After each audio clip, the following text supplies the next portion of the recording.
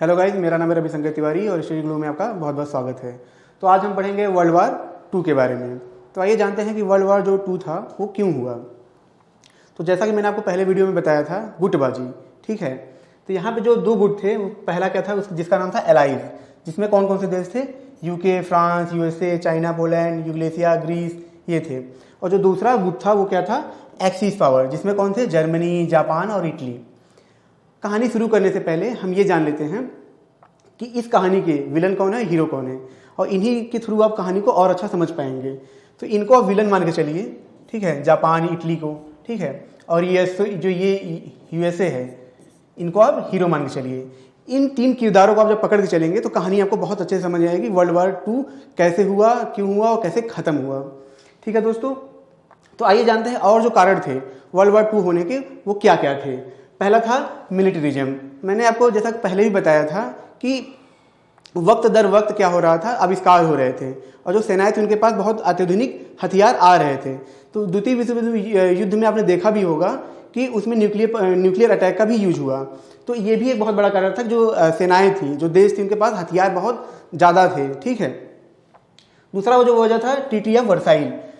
प्रथम विश्व युद्ध में जब जर्मनी हारा, ठीक है, तो उसके दौरान फ्रांस क्या करता था? जर्मनी का बहुत मजा लेता था, मतलब इंटरनेशनल लेवल पे उसका बहुत मजाक उड़ाता था, उसको हमेशा नीचा दिखाता था कि अरे तुम तो हारे हुए हो। तो ये भी एक कारण था जिसकी वजह से जर्मनी एग्रेसिव होने लगा। जो तीसरा कारण था राइज ऑफ डिक्टेटरशिप, ठीक है। मतलब इसमें क्या था, तानाशाह पैदा हो रहे थे, जैसे कि हिटलर है, मसोलिनी है, जापान भी इस तरीके से बहुत तेजी से एग्रेसिव हो रहा था। तो ये भी था कि जो तानाशाह पैदा हो रहे थे, जो तानाशाह आ रहे थे उभर के, ये भी एक बहुत बड़ा कारण थे द्वितीय विश्व युद्ध का। तो देखिए अब हम जानते हैं कि राइज ऑफ द हिटलर के बारे में, क्योंकि जैसे कि मैंने बताया तानाशाह की वजह से युद्ध शुरू हो रहे थे, तो उसमें हिटलर बहुत बड़ा कारण था। और हिटलर क्या हुआ कि ट्रीटी ऑफ वर्साइल का फायदा उठाकर उसने जनता को भड़काया, और उसी के तहत क्या हुआ, वो चांसलर बन गया। कब? 1933 में। और उसने क्या किया कि उसने नई आर्मी बनानी चालू की, उसने नई तरीके की आर्मी बनानी चालू की। और वो क्या करता था, वो थोड़ा सा मतलब जातियों को मानता था। उसका मानना था कि जो आर्यंस हैं, ठीक है, जो आर्यंस हैं वो क्या है, सबसे बड़े हैं। तो इसी वजह से वो क्या करता था, ज्यूज जो यहूदी थे उनके ऊपर अटैक करता था, उनको परेशान करने लगा। और उधर देखिए, एक तरफ तो जर्मनी का आप देख रहे थे जिस तरीके से वो उभर रहा था, दूसरी तरफ क्या था, जापान क्या कर रहा था, वो भी देशों के ऊपर कब्जा करना चालू कर रहा था। ये देखिए सेकेंड सीनो जापानीज वार में क्या हुआ, 1937 में उन्होंने क्या किया, चाइना के ऊपर पूरी तरीके से अटैक करना चालू किया। उससे पहले जापान ने क्या किया था, कोरिया 1910 में, मंचूरिया 1931 में इन्होंने कब्जा कर लिया था। अब देखिए होता क्या है कि वार चालू कैसे होता है। एक तरफ जर्मनी है जो अपना अग्रेशन दिखा रहा है, ठीक है, और दूसरी तरफ जापान है जो देशों पे कब्जा कर रहा है। होता क्या है कि जो जर्मनी पहले तो छोटे छोटे देशों पे कब्जा करता है, तो फ्रांस और ब्रिटिश ये सब देखते रहते हैं। वो बोलते हैं कि कोई बात नहीं, छोटे देश के लिए हम झगड़ा नहीं करेंगे। जैसे आज रसिया यूक्रेन पर अटैक कर रहा है तो अमेरिका शांत है, क्योंकि उसको लगता है कि अगर हम भी युद्ध में कूदे, युद्ध बहुत बड़ा हो जाएगा। तो इसलिए यहाँ तक तो ठीक था कि जर्मनी जो था छोटे छोटे देश पे अटैक कर रहा था, लेकिन जो पोलैंड था वो बड़ा हिस्सा था। इस वजह से क्या हुआ, जो फ्रांस थे, इंग्लैंड थी, ये लोग मतलब चाहते कि वो इस पर अटैक ना करें, लेकिन जैसे ही जर्मनी ने जब इस पर अटैक किया, ठीक है, तो फ्रांस और इंग्लैंड ने क्या किया, डिक्लेयर वार कर दिया, ठीक है, मतलब उन्होंने भी युद्ध की घोषणा कर दी। होता क्या है कि देखिए जब वो पोलैंड पे अटैक करता है तो जो जर्मनी और होते हैं, जो यूएसएसआर, जो रसिया होता है, ये दोनों क्या करते हैं, आपस में समझौता किए होते हैं कि हम दोनों एक दूसरे का सपोर्ट करेंगे। लेकिन होता क्या है कि ये दोनों पीछे से ये प्लान किए रहते हैं कि जब हम अटैक करेंगे, ठीक है, तो कुछ हिस्सा हम ले लेंगे, कुछ हिस्सा आप ले लीजिएगा। तो ये क्या करते हैं, जर्मनी और रसिया मिल के क्या करते हैं, पोलैंड पे अटैक करते हैं, और इसको क्या करते हैं, 2 भागों में बांट लेते हैं। जैसा कि ये भाग आप देख रहे हैं, ये चला जाता है रसिया में और ये भाग चला जाता है जर्मनी में। देखिए होता क्या है, जो जर्मनी का जो टेक्निक होती है, ठीक है, वो बहुत ही बेहतरीन होती है। उनकी जो आर्मी होती है, उनकी जो रणनीति होती है, वो बहुत ही बेहतरीन होती है। और उसका नाम क्या था, देखिए ब्लिट्जक्रीग टेक्निक। इससे देखिए ये टेक्निक ऐसी थी कि ऊपर जहाजें चलती थी, वो ऊपर से बमबारी करती थी, नीचे से सेनाएं चलती थी, और क्या चलती थी, टैंक चलते थे, जिससे क्या होता था कि सेनाओं को टैंक से बढ़ने में बहुत तेजी से मदद मिलती थी। और मैं आपको बता दूं, एक दिन में लगभग 150 से 200 किलोमीटर तक वो अंदर चले जाते थे, देशों पे कब्जा करने लगते थे। देखिए इसी टेक्निक के थ्रू जो हिटलर था, ठीक है, उसने क्या किया, डेनमार्क, नॉर्वे, बेल्जियम, नीदरलैंड को सिर्फ 4 मंथ के अंदर उसने कब्जा कर लिया। और मैं आपको एक बात बताऊं, जर्मनी ने इसी टेक्निक के थ्रू 10 जून को फ्रांस पे हमला किया और 14 जून को क्या किया, उस पर कब्जा कर लिया। और जैसे ही ये हुआ पूरी दुनिया डर गई कि हिटलर के पास बहुत ही खतरनाक सेना है, उनकी रणनीति बहुत ही खतरनाक है।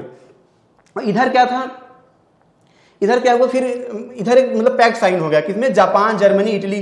पहले तो ये तीनों साथ में थे, अब होता क्या है कि ये हंगरी, बुल्गारिया, रोमानिया, ये भी क्या होता है इनके साथ जुड़ जाते हैं।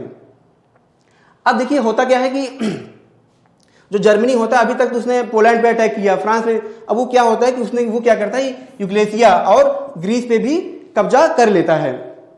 और इधर क्या होता है कि जब इसने उन पर कब्जा किया, देखिए होता क्या है कि जब इंसान को थोड़ा सा मिल जाता है तो सोचता है और मिले। अब होता क्या है कि जो जर्मनी होता है उसका ये मानना होता है कि हमें ज़मीनें और चाहिए, हमें ज़मीनें और चाहिए ताकि हम मतलब और ज़्यादा मतलब उपज कर सकें और अच्छे से जी सकें। और जो रसिया होता है, जो आज जो पहले यूएसएसआर था, उसमें क्या था, उनकी उपज बहुत ज़्यादा, उनकी ज़मीनें बहुत ज़्यादा थी। तो ये क्या काम करता है, पहले तो इनके साथ संधि थी, लेकिन ये क्या करता है, धोखे से इनके ऊपर अटैक कर देता है। और उस जो ऑपरेशन होता है उसका नाम क्या होता है, बारबरोसा, ठीक है। लेकिन जो हिटलर होता है वो समझ नहीं पाता है, वो ये समझ नहीं पाता है कि उसको ये पता नहीं होता जो रसिया उसका लेंथ कितना बड़ा है, वो भाप नहीं पाता है कि जो रसिया कितना बड़ा देश है, ठीक है। और जो दूसरी बड़ी गलती होती है, जो रसिया होता है वहाँ पे क्या होता है, ठंड बहुत पड़ती है, तो ये भी जर्मनी भाप नहीं पाता है। और जैसे उनकी सेनाएं वहाँ पे जाती हैं तो वहाँ पे न खाना पहुँच पाता है, वहाँ पे ठंड बहुत ज़्यादा होती है, जिसकी वजह से क्या होता है, उनकी जो सेनाएं होती हैं वहीं पे अटक के रह जाती हैं।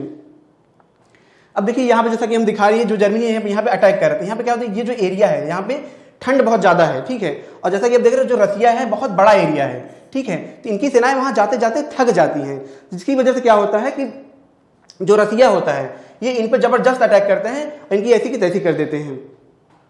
अब देखिए उधर जर्मनी जो था वो तो जीत रहा था, लेकिन अब वो रसिया पर अटैक करके उसने बहुत बड़ी गलती की है, जिसकी वजह से रसिया उसके ऊपर अटैक करता है और उनको एक तरीके से पीछे ढकेलने लगता है। और इधर जो जापान था, जापान रुकने का नाम ही नहीं ले रहा था। ये क्या करता है, 1937 में क्या करता है, चाइना के ऊपर अटैक कर देता है, ठीक है। और 1940 में उनका जो बहुत बड़ा एक हिस्सा होता है वो क्या करता है, कब्जा कर लेता है। और वो क्या करता है, वो कब्जा करते करते Indonesia, Philippines, Burma, Hong Kong, Guam, Indonesia, Singapore, ये सारे जगह को हड़प लेता है। जैसे आप देख रहे हैं फिलीपींस है, गुआम है, ठीक है, और यहाँ पे हांगकांग है, ये सारे एरिया को क्या करता है, कब्जा करने लगता है। अब देखिए जब जापान इतने सारे एरिया को कब्जा कर लेता है तो उसके दिमाग में अब ये आता है कि देखिए मैंने उधर जर्मनी अटैक कर दिया, जापान अटैक कर रहा था, और जापान के बहुत सारे हिस्सा को कवर कर लेता है, बहुत बड़ी पावर हो जाती है। और उसको ये पता होता है कि सिर्फ अब वर्ल्ड में दो ही बहुत बड़े पावर हैं जो आमने सामने हैं, वो था अमेरिका और जापान। लेकिन मैं आपको ये बता दूं कि अमेरिका युद्ध में नहीं आना चाह रहा था, वो बस ये चाह रहा था कि हम हथियार बेचें दोनों देशों में और बिंदास पैसा कमाएं। लेकिन होता क्या है कि अमेरिका को भी ये लगने लगता है कि जापान बहुत बड़ी एक पावर बन रहा है, तो वो क्या करता है, अपने देश के जो बिजनेसमैन होते हैं उनको मना कर देता है कि आप ऑयल, अदर थिंग्स आप जापान को नहीं देंगे। इससे क्या होता है कि जापान थोड़ा सा गुस्सा हो जाता है, उसको अब लगने लगता है कि अमेरिका हमारे ऊपर अटैक करेगा। तो वो क्या करता है, 1941 में एक पर्ल हार्बर अटैक होता है। हम इसको आपको मैप के थ्रू दिखाते हैं। ये देखिए, ये हवाई में, ये पर्ल हार्बर यही है, ठीक है। यहाँ पे क्या होता है, अमेरिका के यहाँ पे बेस होता है, यहाँ पे उनकी जहाजें होती हैं, और जापान को ये पता होता है अगर हम यहाँ पे अटैक कर दिए, इनके इस बेस को हमने खत्म कर दिया तो अमेरिका को हम आसानी से जीत सकते हैं। और ये क्या करते हैं, अचानक से प्लान करते हैं कि हम यहाँ पे आके बमबारी करेंगे और इनको क्या करेंगे, नेस्ता नाबूद कर देंगे। और इनका प्लान सब कुछ सही रहता है, ये अटैक करते भी हैं यहाँ पे, लेकिन इनसे गलती क्या होती है, इनसे गलती सिर्फ ये होती है कि इनका जो निशाना रहता है वो सही नहीं बैठता, तो इनको जो क्षति होती है वो बहुत कम होती है, बहुत ज़्यादा नहीं होती है। और जिससे क्या होता है कि इनका जो ये हारने वाले होते हैं, जिनका जो क्षति होता है वो बच जाता है, जिसकी वजह से क्या होता है, यूएसए को एक मौका मिल जाता है। उसके बाद क्या होता है, उसके बाद यूएसए होता है वो कसम खाता है कि अब हम इस युद्ध को खत्म करके रहेंगे, और फिर उसके बाद अमेरिका भी मैदान में उतर जाता है युद्ध करने के लिए। अब देखिए होता क्या है यहाँ पे, इधर 1942 में रसिया क्या करता है, जो जर्मनी है उनको पीछे ढकेलना चालू करता है, ठीक है। और उसके बाद रसिया क्या करता है, तो सुनामिया मतलब जीत लेता है फाइनली, ठीक है। और यहाँ पे क्या होता है कि 1945 में क्या होता है, जो जर्मन आर्मी होती है वो सरेंडर कर देती है, ठीक है। और 30 अप्रैल को हिटलर क्या करता है, सुसाइड कर लेता है, ठीक है। उसके बाद क्या होता है कि जो एलाइड पावर होती है वो क्या होती है, बर्मा, इंडोनेशिया, फिलीपींस को फिर से छुड़ा लेती हैं। अब देखिए होता क्या है कि यहाँ पे ये होता है। उसके बाद क्या होता है कि जैसा कि अमेरिका है, उनके पास वो न्यूक्लियर पावर्स आ जाते हैं, क्योंकि वहाँ पे जो रिसर्च होते रहते हैं उनके तहत उन्होंने सबसे पहले क्या होता है एटॉमिक बम बना लेते हैं। किसके तहत? उनका एक प्रोजेक्ट होता है मैनहट्टन प्रोजेक्ट, जिसके थ्रू क्या करते हैं सबसे पहले न्यूक्लियर बम बना लेते हैं। और उसके बाद क्या होता है, जैसे ही न्यूक्लियर बम बनता है, ठीक है, हिरोशिमा में 6 अगस्त को लिटिल बॉय करके एक बम गिराया जाता है। उसके कुछ दिन बाद नागासाकी में 9 अगस्त को फैटमैन करके न्यूक्लियर बम गिराया जाता है। और इसके बाद क्या होता है, जापान सरेंडर कर देता है। तो एक तरफ आप देख रहे हैं कि जैसा जर्मनी है वो सरेंडर कर चुका था, हिटलर सुसाइड कर चुका था, और दूसरी तरफ क्या होता है, जो जापान होता है वो क्या होता है अलाइड पावर की वजह से सरेंडर कर देता है। अब देखिए, हमने ये जाना कि किस तरीके से जर्मनी और जापान की वजह से युद्ध शुरू हुआ और कैसे अमेरिका और अलाइड पावर के थ्रू युद्ध खत्म हुआ। अब हम जान लेते हैं कि जब युद्ध खत्म उसके परिणाम क्या थे। देखिए, जो सबसे बड़ा परिणाम था मैं वो आपको बताता हूँ, वो था न्यूक्लियर रेस। क्योंकि जैसे जब दुनिया को पता चला कि अमेरिका के पास क्या है, न्यूक्लियर है, उसके बाद से पूरी दुनिया में होड़ मच गई कि हमारे पास भी न्यूक्लियर पावर होना चाहिए। क्योंकि अब देशों का ये मानना था कि अगर हम एक देश दूसरे देश से तभी बात कर सकता है जब उसके पास न्यूक्लियर पावर हो। और भी जो बहुत सारे रिजल्ट जो आए, सबसे बड़ा जो रिजल्ट था उसमें क्या था, 6 से लेकर 8 करोड़ लोग उस युद्ध में मारे गए। आप सोचिए, वो उस वक्त की बात है जब पॉपुलेशन इतनी कम थी, फिर भी इतने लोग मारे गए। तो दूसरा जो रिजल्ट सबसे बड़ा निकल के आया वो क्या था, सुपर पावर।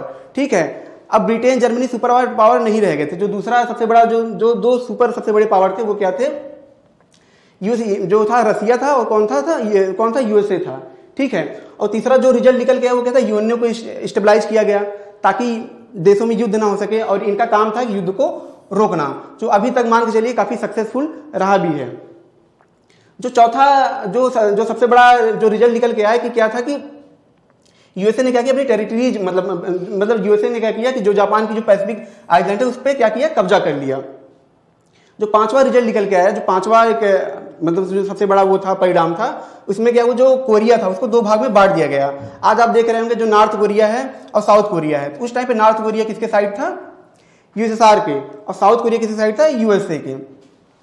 जो 6वां जो रिजल्ट था वो क्या था कि जो यहूदी थे, जैसा कि मैं आपको बता दूं कि जो यहूदियों को हिटलर ने बहुत मारा, ठीक है, वो गैस चैम्बर में उनको बंद करके मार देता था, और उस टाइम पे लगभग 30 लाख यहूदियों को मारा गया था। इस वजह से जो पूरे विश्व में यहूदी फैले हुए थे, उन्होंने क्या निर्णय किया कि अब हम एक काम करते हैं, हम अपना एक अलग देश बनाते हैं ताकि हमारी जो जाति है वो बची रहे। तो जिसकी वजह से क्या हुआ कि इजराइल बना, और सारे यहूदी ने मिलकर अपना इजराइल बनाया। और जो एक रिजल्ट और था, ये था कि 60 लाख से लेकर 1 करोड़ तक लोग, मतलब तो जो 7वां सबसे बड़ा कारण था उसमें क्या था कि जो हिटलर था, ठीक है, उसने लगभग 60 लाख से लेके 1 करोड़ लोगों को मार दिया था। और उस ऑपरेशन का नाम था होलोकास्ट। ठीक है, जिसमें क्या करता था, वो एक गैस चैम्बर बनाया हुआ था, उसमें क्या करता था, लोगों को जाके बंद कर देता था। पहले तो उनको मजदूरी कराता था, उनको खाना नहीं देता था। वो उसका ये माना था उनको इतना खाना ही मतलब काम करते करते मर जाए, फिर भी नहीं मरते थे तो उनको क्या करता था, गैस चैम्बर में डाल दिया जाता था, जिसमें उसमें मतलब जो जहर के गैस निकलते थे, और इसकी वजह से लोग मर जाते थे। तो जैसा कि आपने देखा कि किस तरीके से जर्मन जापान की वजह से युद्ध चालू हुआ, अमेरिका ने खत्म किया, और उसके क्या क्या ये परिणाम आए, किस तरीके से दुनिया एक अलग तरीके से बदल गई, और 2 सुपर पावर उभर के आए, और किस तरीके से दुनिया में न्यूक्लियर रेस चालू हुई। आई थिंक ये लेक्चर आपको अच्छा लगा होगा, कमेंट करके जरूर बताएं।